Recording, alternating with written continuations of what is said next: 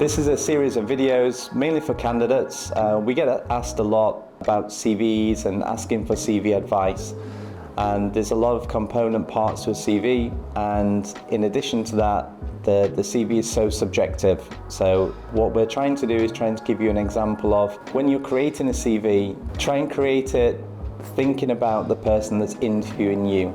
You need to make it very easy for them to interview you, and you need to try and control the interview questions, and you can do that to some extent in producing a really good quality CV. When we're putting the CV together, at the top of the CV, you should have your name, probably your address, certainly the region that you work in, and your contact numbers. And please don't put them in text boxes. Some of the agency CRMs and some of the company CRM systems for recruitment won't read things in text boxes too well. So don't put them in text boxes, because then the system can read the numbers and the contact details and populate the fields in the CRM much more easily. Then underneath that, we need some summary. So maybe 6-7 lines of summary that tells them a little bit about who you are. Again, CVs are very subjective. It could be that some people don't read the summary. It could be that some people do read the summary. Even if people don't read it, it's still an opportunity to put in some keywords and phrases.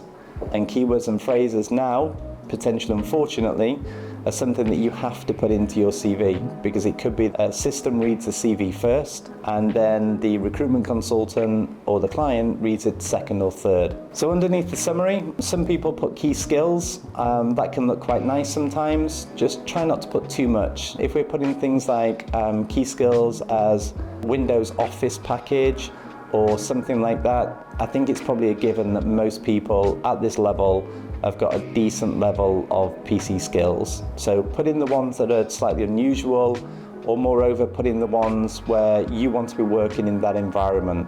With regard to your career, that part's really important.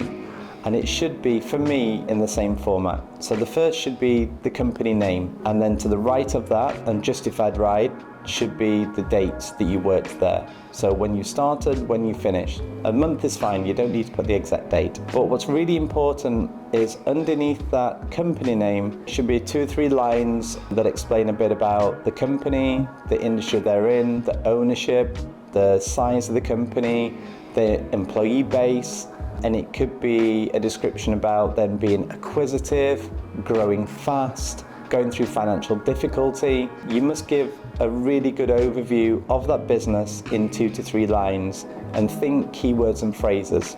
So for instance, if the business is private equity backed and you want to work in the private equity industry again for your next role, this is a great opportunity to put the key phrase in there, private equity, or even name the private equity in those 2 to 3 lines underneath the company name.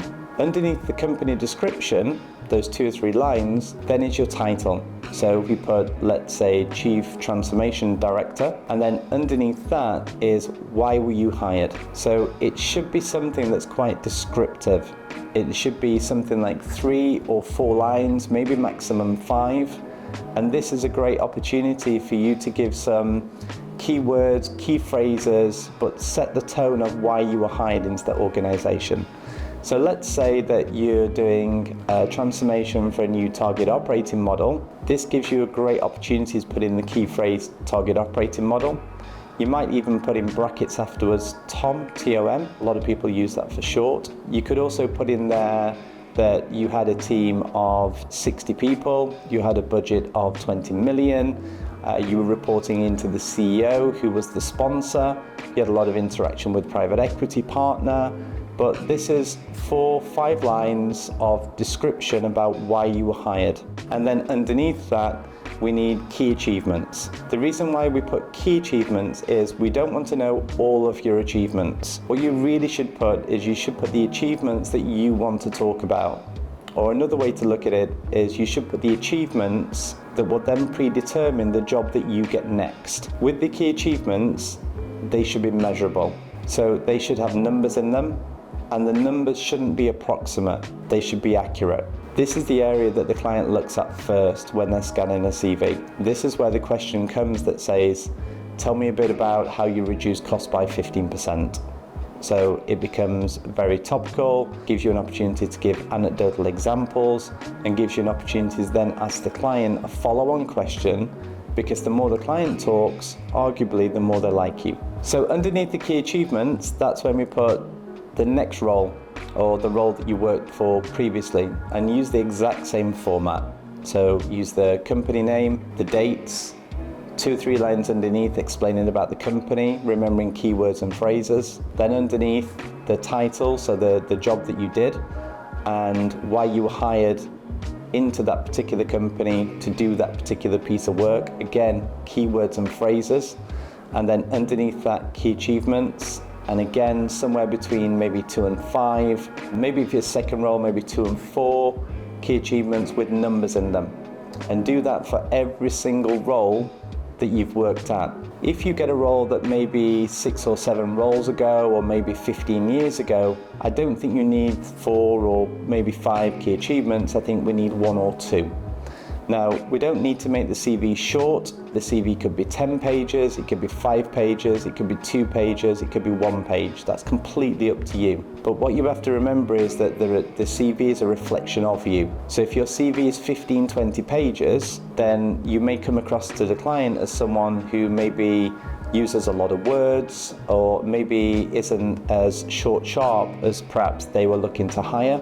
And the same could be said in reverse. So I think a good length of CV is somewhere between sort of 2 and 4 pages. Get all the keywords, key phrases in there, but make it sound authentic, and use it as an interviewer tool.